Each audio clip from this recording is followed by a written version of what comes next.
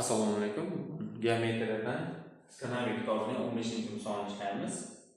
10.015. Demak, aylanib berilgan 120 gradusli yoyni tortib turibdi dugani. Demak, o'sha tomonlardan urinmalar o'tkazganda yana bitta aynalar bilan urinmalar chegarasi bilan kesishadigan yana bitta aynalar hosil bo'ldi. Demak, radiuslarini nisbatini topishimiz kerak. Bir-biriga bog'lanishini. 120 bo'lsa, mana shunaqasiga markazdan bitta chiziq o'tkazib yorsak, demak, bu yer 60 bo'ladi. 60 bo'ladi. Chunki nega 60 bo'ladi? Buni davom ettirib, buni mana qilsak, uchburchak hosil bo'lyapti, to'g'rimi? Uchburchak hosil bo'lyapti. Teng yonli uchburchak. Teng yonli uchburchakda nimalar qilinadi? Ya'ni ichki chizilgan aylana markazi bisektrisalar kesishish nuqtasida. Ya'ni mana bu demak bisektrisa. Demak 120 gradusga ham bisektrisa bo'ladi. Ya'ni 60 dan bo'ladi. Bu 60 bo'lsa, mana bu urinmagan radiusi 90 gradusda urinadi.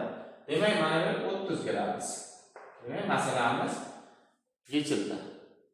Demak, bu 30 bo'lsa, mana bu 30 bo'lsa, demak, mana bu radius, bu ham radius.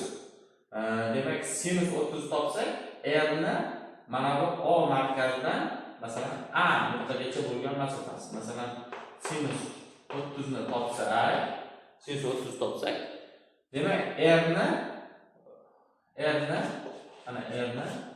O A ga nisbatan. Demak, sinus 30 O A esa, sinus 1/2 ga teng 30 dan, demak 2R ga teng. Demak, mana R bo'lgandan keyin bu ham R ekan. To'g'rimi? Mana bu kichkina joyini x desak, bu esa 2R. Demak, R emas 2R plus x ga ekan. Tushundingizmi? Demak, R bu yerdan sinusni qo'llab olsak, sinus 30 gradusni, bu kichkina R ni 2R plus x ga yoki R ni katta R ga nisbati bo'ladi. Chunki mana bu R ga teng bizda. Demak, shundan sinus 1/2 ga teng-ku. Demak, R bo'ldi, mana bu 1/2 ga teng sinus 30. Ya'ni hozir 2R deyapman. Mana R minus kichkina R ga teng-ku. R minus kichkina R. Demak, R minus kichkina R bo'lgandan keyin bu joy esa mana x yo'q, x plus R shuni adashib ketdim. Demak, endi nima bo'ladi? 1/2 teng bo'ldi.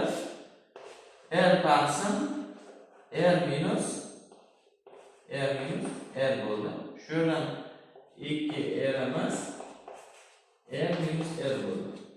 Bu yerdan esa R emas 3R ga teng bo'ldi. Demak, mana shunaqa yechim